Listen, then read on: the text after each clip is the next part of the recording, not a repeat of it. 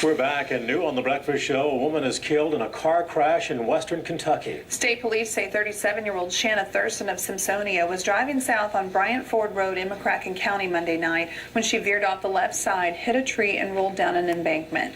The county coroner says Thurston died at the scene. Thurston was driving a 2010 Toyota sedan and was not wearing a seatbelt. In southern Illinois, the assistant fire chief in Buckner remains behind bars this morning. Police charged 35-year-old Joseph Melvin with aggravated criminal sexual abuse of a girl under the age of 13. The alleged abuse is reported to have happened here in Melvin's home on the night of July 20th.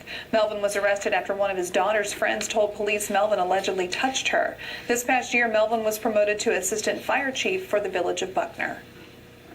Yes, he's been an outstanding fireman, a great civil servant. He's done just about anything and everything that he was asked to of,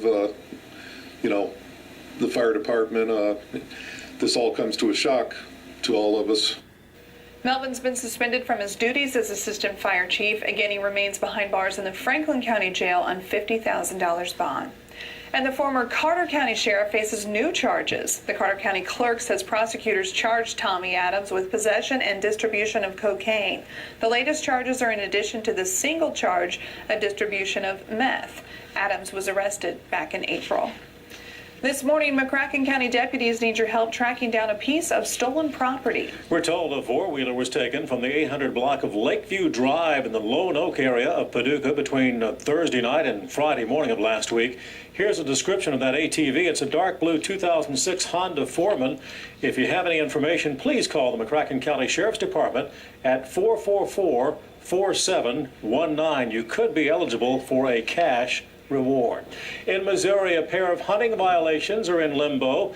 They're Conservation Department rules that prohibit the use of motorized vehicles while deer hunting, and the regulation which states that deer cannot be hunted with the use of dogs. A Southeast Missouri judge ruled last year the regulations were vague and therefore unconstitutional, but the Missouri's Southern District Court of Appeals reversed the ruling. Time is running short for those of you still needing assistance from flood and storm damage in Missouri and Illinois. The deadline for Missouri residents to register with FEMA is this Friday.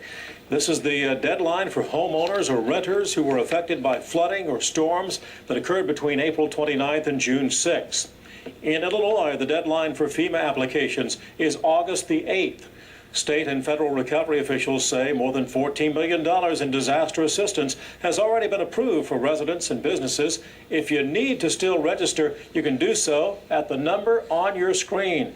And if you need more information, you can find it at KFVS12.com. 6:53, time to check in with Laura. That fog's starting to burn off? Laura? It is starting to burn off, and I think over the next few hours it'll dissipate completely, really only affecting those very low-lying areas at this point. We had patchy dense fog across the area, and I think as we head through the overnight hours tonight, that will be something else we kind of need to watch for. Also, we will be watching our temperatures get back into that hot and humid area. Yesterday was a little bit of relief, but I think today we'll be back into the mid-90s.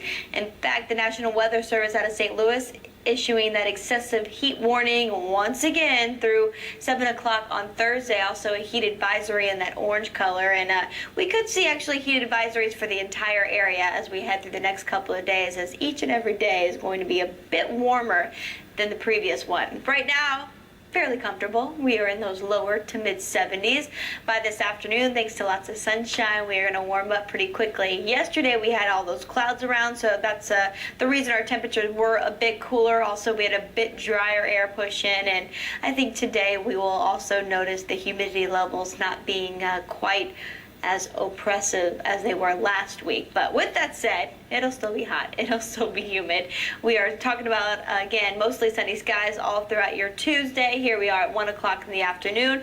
Likely a few cumulus clouds popping up through the afternoon hours, but I think it will be a dry day. High temperatures, mid-90s, 94 in Marion, 94 in Paducah, expecting to get to 96 in New Madrid and Poplar Bluff. A little bit warmer tomorrow for most of us, and then I think we'll hit the upper 90s in a lot of areas on Thursday. So that's when we will have to watch out for the possibility of a heat advisory, as our heat index values, of course, will be into the triple digits. Then as we head through the weekend, that's when we bring rain chances back. Friday, Saturday, and Sunday have to keep a chance of a shower and thunderstorm in the area.